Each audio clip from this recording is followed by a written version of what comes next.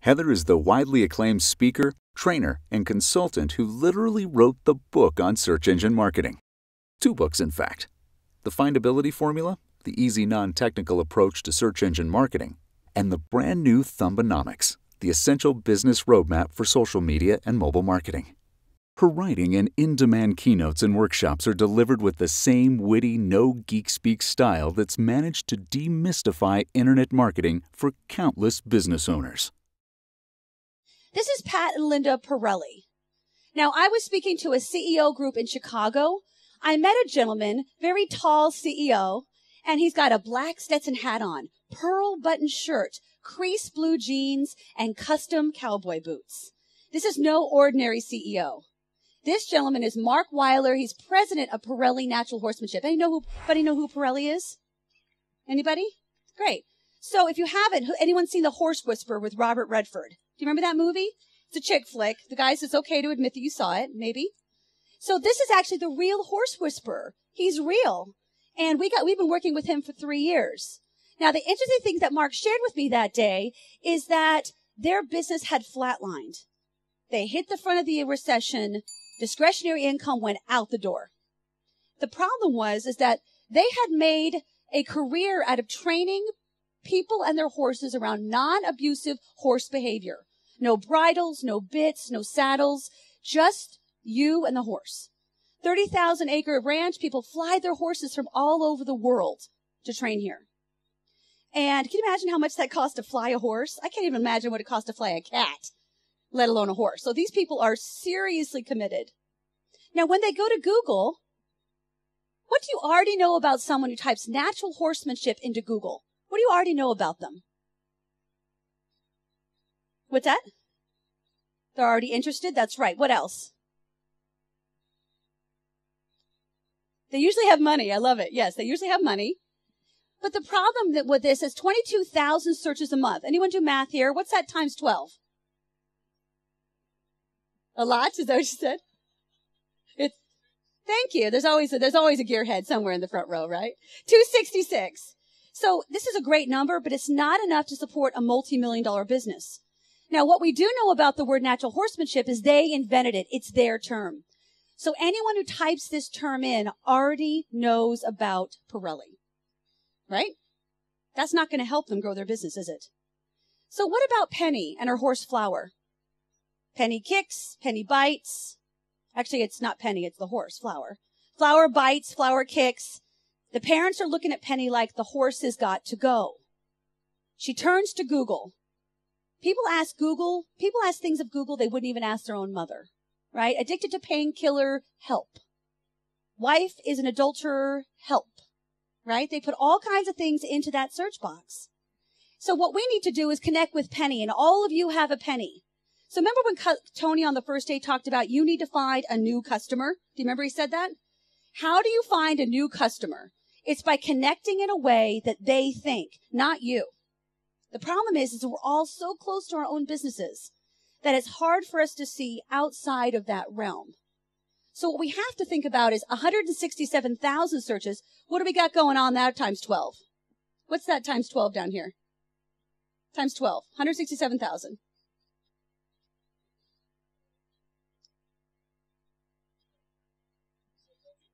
Yeah, 2 million, right? A little over 2 million. 100,670,000. We have Rain Man over here. Good job. Okay, great. It's a lot, right?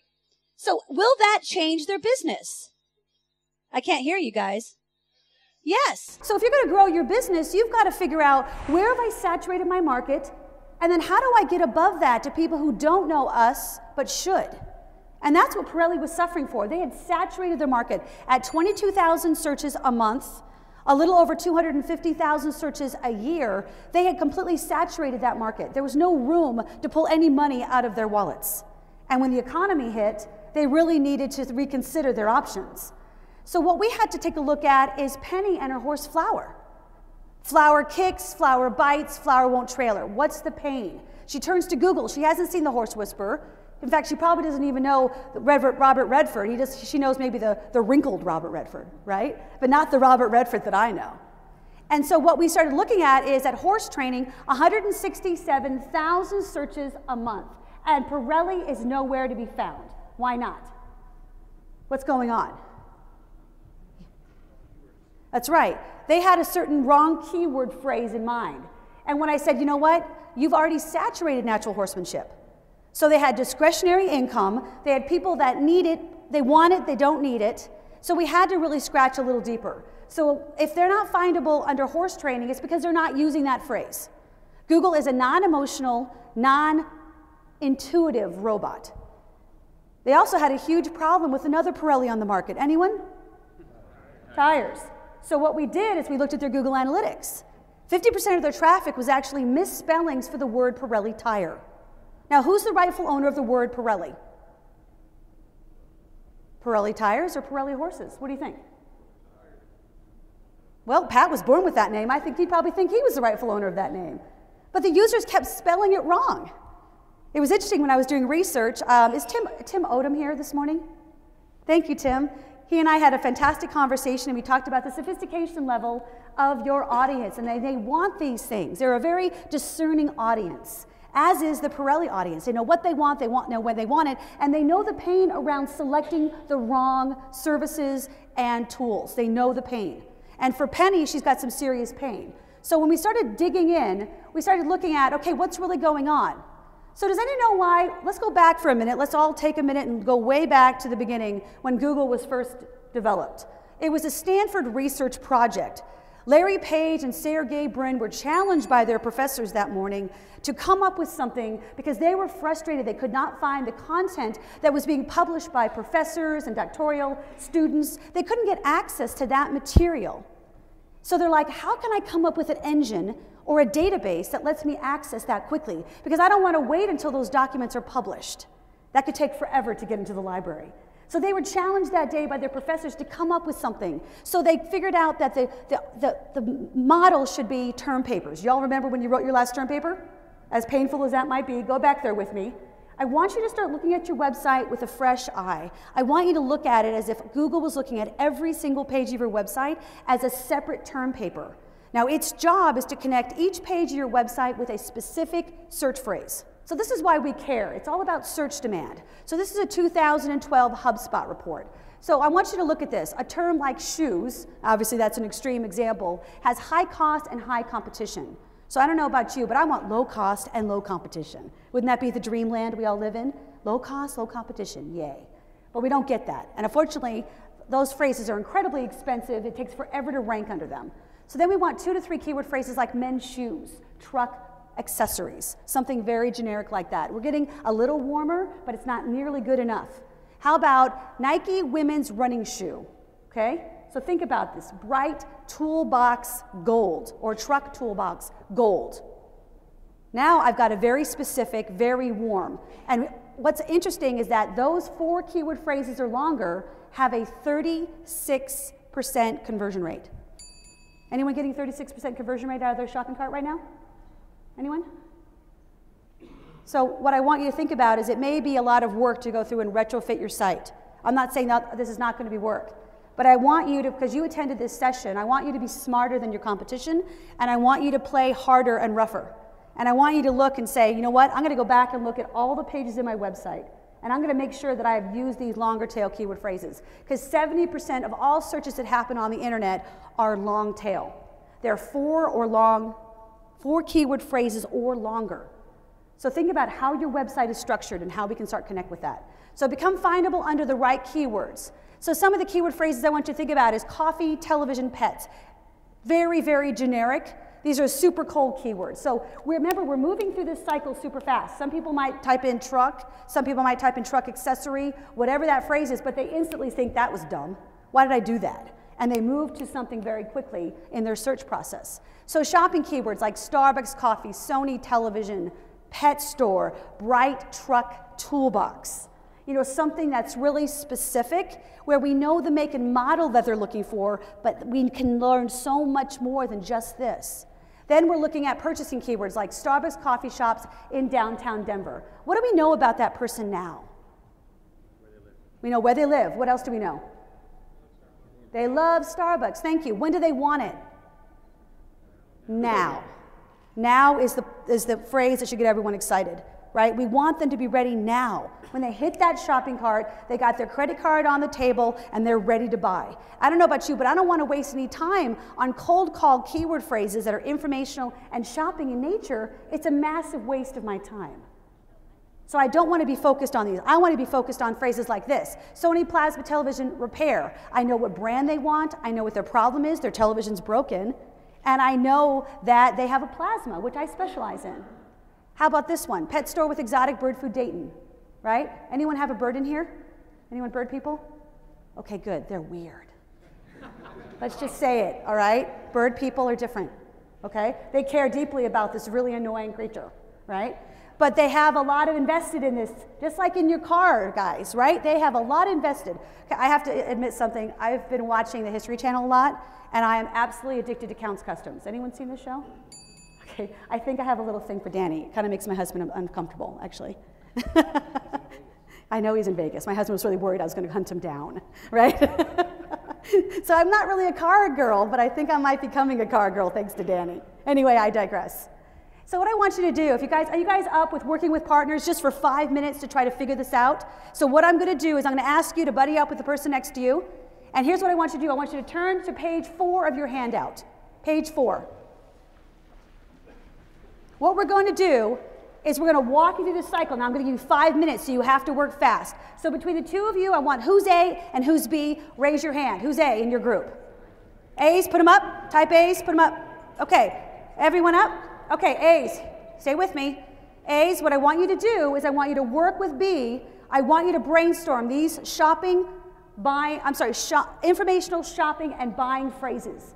So do the dumb work, do truck, do carburetor, do the dumb work, okay? That's informational phrases. Then I want you to get to those shopping phrases, like those 2 and 3 keyword phrases that are a little warmer. Then I want you to get 2 to 3 buying keywords. I want you to guess.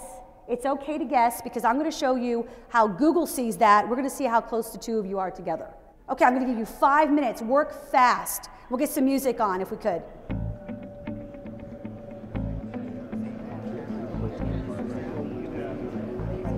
Okay, buying keywords. Don't think about it too hard. Just write it down.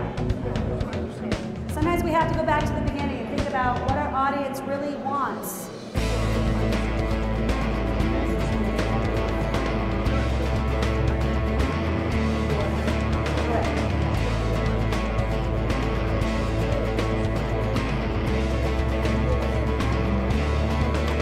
Okay, let's start wrapping up. You've got to put your head into the mindset of the searcher. Because a lot of us, we're so deep in the analytics, we're so deep in the site architecture, we're so worried about the penguin and panda updates of Google that we don't ever lift our head up and look at our customer, right? That's the big problem here, is I want you to reconnect with how they think. So here's my television, I've got a problem, right? So I go to Google and I start typing in specific keyword phrases like television at 435 million searches a month. So guys, what kind of keyword is that? Is that informational, shopping, or buying? What is it? Informational, that's right, because they have just started thinking about it. But what, 435 million people do that every day. So you're like, no one's typing that in. Yeah, they are typing that in, but that's not where they convert. That's not where they actually put their money down on the line. So then we've got, so I want you to think about this as super expensive, and this is very, very costly. So dollars are flying out of your bank account, all right? And then our users, why would we pay for an unhappy user? That's a ridiculous effort. How about this one? Television repair, 983,000 searches a month. We've made quite a drop, haven't we? But our cost came down, the competitive nature of that keyword came down. So I know a lot of you do page search or pay-per-click. Well, what I want you to think about is if I optimize a page on my website for that specific phrase, it's going to rank that much faster, the less the competition. So I want you to pick phrases that are going to rank super fast. Okay, Sony television repair. Now I know we have a broken television, 434,000 searches a month. We took another hit in search volume, but our competition went down and our price went down. When's the last time a marketer said, I want to give you lower search volume, and actually pay and have you pay me less, right? So I want you to think about it. It's not about the quantity of the search volume. Get that out of your head. I want you to think about the quality of the search volume. That's what counts, because when they go in there, they're going to be looking for very specific phrases. So as we come down here, what's wrong with the word Dayton? Anybody? It's too generic. Yeah, it's too generic. There's actually 23 Daytons in the US. So I know a lot of you ship US, but a lot of people will search locally because maybe they don't want to pay for shipping. They're cheap. And maybe they'll look at those options. So think about, how could I have a page that ranks for every single city in the US? You guys are savvy marketers. You could do that.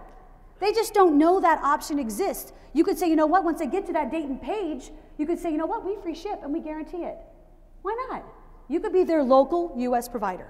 So be smart, think differently than your competitors. And as we come down this shopping continuum, you'll see even at Television Repair, Sony, Dayton, Ohio, on-site repair, we have 5,940 searches a month. That long, ridiculous keyword has 5,900 searches a month. That's crazy talk.